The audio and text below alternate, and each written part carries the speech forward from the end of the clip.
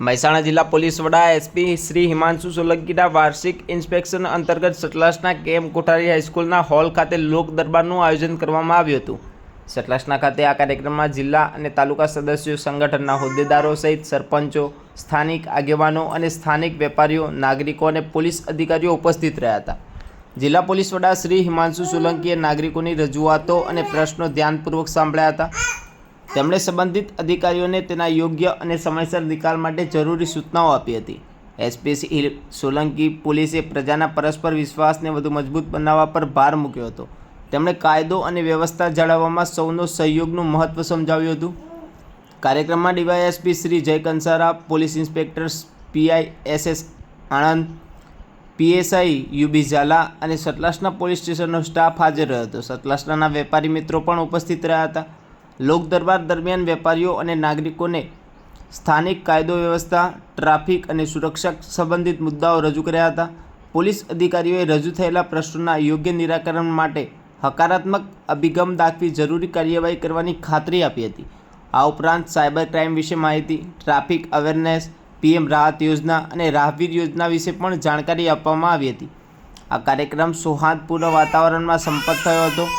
લોક દરબાર police અને પ્રજા વચ્ચે વધુ સારો સંવાદ સ્થાપિત કરવા મહત્વપૂર્ણ સાબિત થયો હતો। વધુ સમાચાર અને અપડેટ્સ માટે જોતા રહો online TV news. Reporter Farooq Memon, Kheralu. Cyber fraud ઘણા બધા થઈ રહ્યા છે। આ સમાજમાં પણ અથવા તો આપણે જ્યાં ઉઠતા બેસતા હોઈએ ત્યાં સાયબર ફ્રોડ બાબતે આપણે પણ થોડું લોકોને સચેત કરીએ। સાયબર ફ્રોડના ઘણા બધા અલગ અલગ રૂપ છે। એક તો આપણે જે PDF આપણામાં આવતી હોય છે એવી એની પાછળ તમને નીચે .pdf જોવા મળે। એવું જ લાગતું હોય કોઈ ફાઇલ તમારામાં આવે પણ PDFની જગ્યાએ APK લખેલું હોય।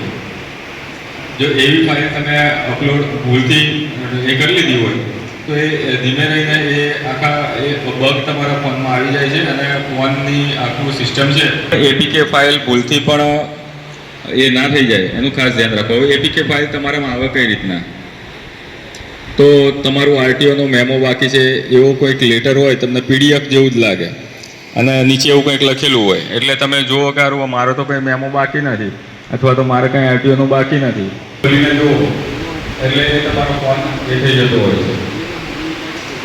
એના પછી તમને બ્લેકમેલ પણ કરવામાં આવતા હોય છે કે આટલા પૈસા તમને આપી એટલે આ એક રીત છે। સાથે ડિજિટલ એરેસ્ટના પણ બનાવો બને છે। એમાં દેશ વિરોધી પ્રવૃત્તિઓમાં ખાતા જે પૈસા નાખતા હતા ઉપયોગ થયેલો છે અને હવે તો આની અંદર CBI તપાસ કરશે ના બેની તપાસ કરી રહ્યા છીએ। આટલા પૈસા આ રીતના એ થયેલા છે।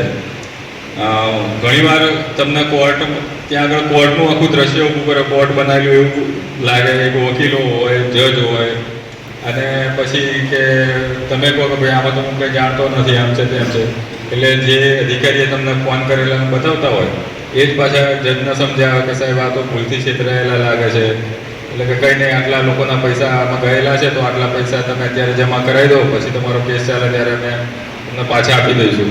એટલે આવું કરીને ઘણા બધા લોકોને છેતરતા હોય છે। તમે એકવાર પૈસા જમા કરાવો પછી એ ક્યારેય પાછા આવતા નથી અને કોઈ કોર્ટ આ રીતના કહેવાય ને કે ડિજિટલ મોડ ઉપર કાર્યવાહી કરતી નથી। કોર્ટ કરે છે પણ એ તમારે કોર્ટમાં જવું પડે ને ત્યાંથી થતું હોય છે। જુબાની લેવાની હોય